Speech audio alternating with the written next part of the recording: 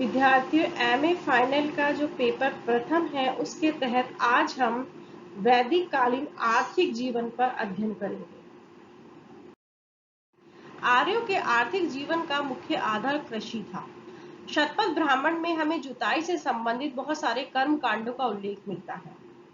ये लोग मुख्य रूप से जौ, गेहूं और चावल की खेती किया करते थे। साथ में ही यह अपने कृषि कार्य के लिए वर्षा पर निर्भर थे और वर्षा के अलावा यह कुओं और नहरों के द्वारा सिंचाई करते थे।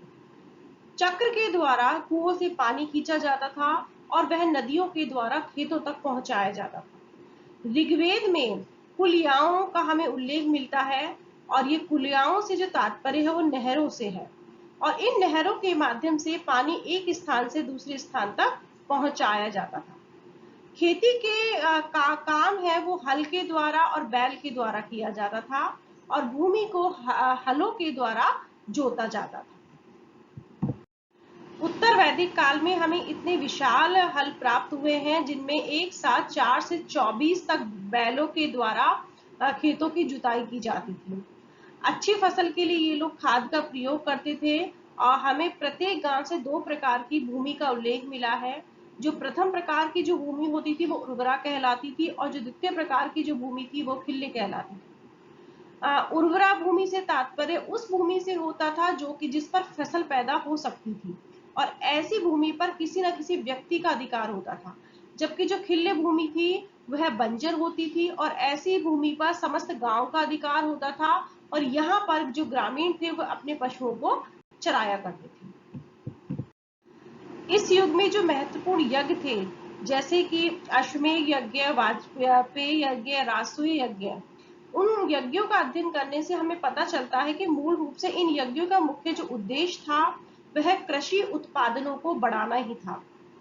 एक स्थान पर हमें अपाला द्वारा अपने पिता की खेती के समृद्धि के लिए प्रार्थना करते हुए हमें उल्लेख मिलता है, तो दूसरे स्थान पर हमको एक ज्वारी द्वारा सब कुछ हारने पर उसे यह राय दी जा रही है कि वह कृषि कर्म करे जिससे कि वह अपनी पत्नी, धन और पशुओं को प्राप्त कर सके।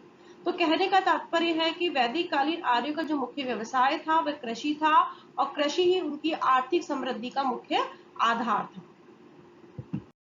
आर्यों का दूसरा मुख्य व्यवसाय पशुपालन था। उस समय आर्य गाय, बैल, भैंस, भेड़, बकरी और घोड़ा आदि पशुओं को पालते थे और गायों का आर्यों के जीवन में बहुत ही महत्वपूर्ण स्थान था क्योंकि उनके दूध से आर्यों का जो भोजन है उसमें मुख्य भूमिका गाय के दूध की होती थी।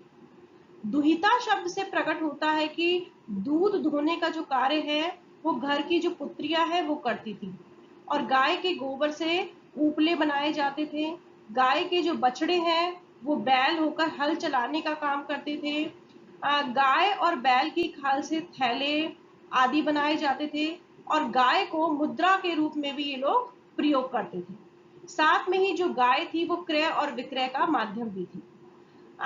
दक्षिणा देने के लिए भी गाय का प्रयोग किया जाता था। साथ में ही याज्ञिक और जो धार्मिक कार्य है उसको कराने वाले पुरोहित के दाहिने ओर खड़ी की जाती थी और इसी से गोदान का नाम गोदक्षिणा पड़ा। गाय की ये सारी जो महत्ता है इसके कारण ही ऋग्वेद में गाय को अवध्य कहा गया है। कालांतर में आर्यों ने गाय को पवित्र जानवर मानकर उसकी पूजा करना आरंभ कर दिया और उस समय किसी भी व्यक्ति को संपत्ति का अगर अनुमान लगाना होता था तो गाय ही उसका मापदंड मानी जाती थी। सबसे अधिक महत्व की बात यह रही कि क्रय विक्रय और लेन देन के संबंध में भी गाय को विनिमय का माध्यम बनाया गया था। गाय के अलावा ये लोग कुत्ते भी पालते थे क्योंकि जब ये शिकार पर जाते थे तो कुत्ते बहुत ही उपयोगी होते थे और दूध देने वाली पशुओं की रखवाली भी किया करते थे। अब हम बात करते हैं आर्यों के आर्थिक जीवन में शिल्प का कितना महत्व था। तो आर्यों ने शिल्प के क्षेत्र में बहुत ही उन्नति की थी।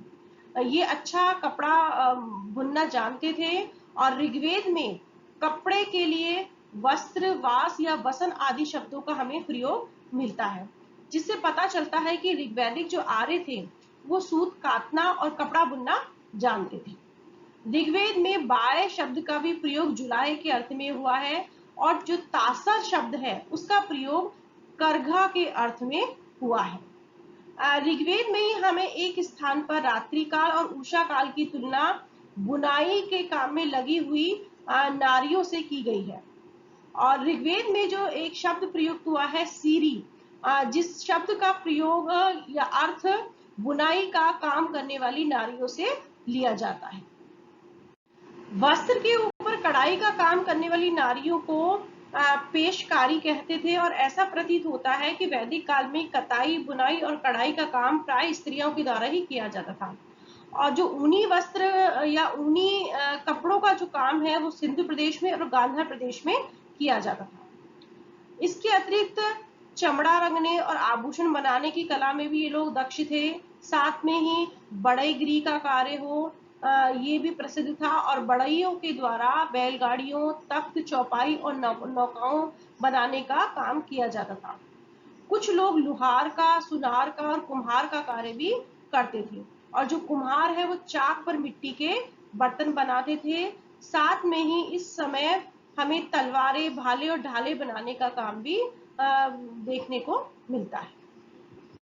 सुनार कई प्रकार के आभूषण बनाते थे। इस समय जो वैद्य है या जो चिकित्सक है उसका कार्य भी बहुत ही महत्वपूर्ण था, जो कि जड़ी बूटियों से दवाइयां तैयार करके बीमार व्यक्तियों का इलाज करते थे। उत्तर वैदिक काल में हमें अनेक व्यवसायों का उल्लेख मिलता है, क्योंकि ऋग्वैदिक काल में तो कृषक, गोप व्यापारी, जुलाहे, लुहार, सुनार, बढ़ई आदि का ही व्यवसाय प्रचलित था।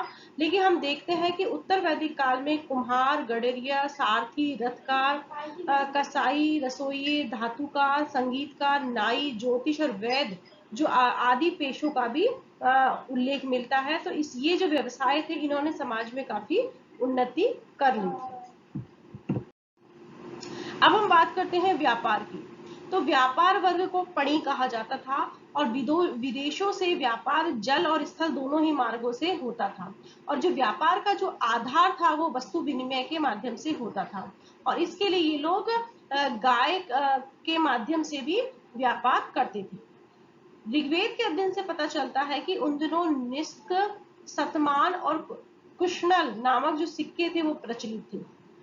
जो सोने का जो सिक्का था उसको निष्क कहा जाता था, और उस समय वस्तुएं ऊंटों और घोड़ों के द्वारा एक स्थान से दूसरे स्थान पर भेजी जाती थी। चमड़े का काम करने वाले को चर्मन कहलाते थे, और ऋग्वैदिक काल में पशु चर्म से थैले और आच्छादन आदि बनाए जाते थे। कपड़े और चमड़े की वस्तु का व्यापार भी इस काल में बहुत ही प्रसिद्ध था। साथ में ही हम इस युग में देखते हैं कि ऋण लेने और देने की भी प्रथा प्रचलित थी, और यह जो कार्य है वो वैश्य वर्ग के द्वारा, साहूकार के द्वारा, महाजन के द्वारा किया जाता था। परंतु किन शर्तों पर ब्याज पर ऋण दिया जाता था इसकी जानकारी हमें नहीं मिलती है। व्यापारियों ने अपने संघ या गिल्ड बना लिए थे, इससे व्यापार को काफी प्रोत्साहन मिला। और इसके अतिरिक्त हम वैदिक ग्रंथों से हमें ये जानकारी मिलती है कि इस समय काशी, कौशाम्बी और जो विदेह आदि जो नगर थे वो व्यापार के प्रसिद्ध केंद्र हुआ करते थे। अब हम व्यवसायिक संघों की बात करते हैं। तो ऋग्वेद में गण और ब्रात के उल्लेख मिलते हैं। कालांतर में इनका जो प्रयोग है वो व्यवसायिक संघ के अर्थ में होता था, और बहुत संभव है कि ऋग्वैदिक काल में भी कुछ व्यवसायों ने अपने संघ या संगठन बना लिए थे। लेकिन इनकी कार्य प्रणाली या रूपरेखा के संबंध में हमें बहुत कुछ जानकारी प्राप्त नहीं होती है। अब बात करते हैं विदेशी व्यापार की। तो ऋग्वेद में समुद्र शब्द का अनेक बार प्रयोग हुआ है, और अधिकांश जो पाश्चात्य विद्वान है उनका मत है कि ऋग्वेद में जो समुद्र शब्द का प्रयोग हुआ है उसका जो उल्लेख है वो एकमात्र विशाल जल समूह से है। अतः जहां कहीं समुद्र शब्द का प्रयोग हुआ है वहां उसे सिंधु नदी का जो निचला जल प्रवाह है वो समझना चाहिए। इस प्रकार समुद्र का यह अर्थ ग्रहण करके ये जो विद्वान है वो इस तरह का मत प्रतिपादित करते हैं कि ऋग्वैदिक जो आर्य थे उनकी जल यात्राएं देश की नदियों तक ही सीमित थी। तो इस प्रकार हम देखते हैं कि वैदिक कालीन आर्यों का जो मुख्य व्यवसाय कृषि था, साथ में ही ये पशुपालन, शिल्प, उद्योग और व्यापार और वाणिज्य में भी लगे हुए थे। लेकिन यहाँ एक जो मुख्य जो बिंदु है वो ये है कि गाय का इनके जीवन में विशेष महत्व था और गाय को ये मुद्रा के रूप में और उसका इस्तेमाल करते थे। साथ में ही जो गाय है वो वस्तु विनिमय के का भी एक माध्यम थी।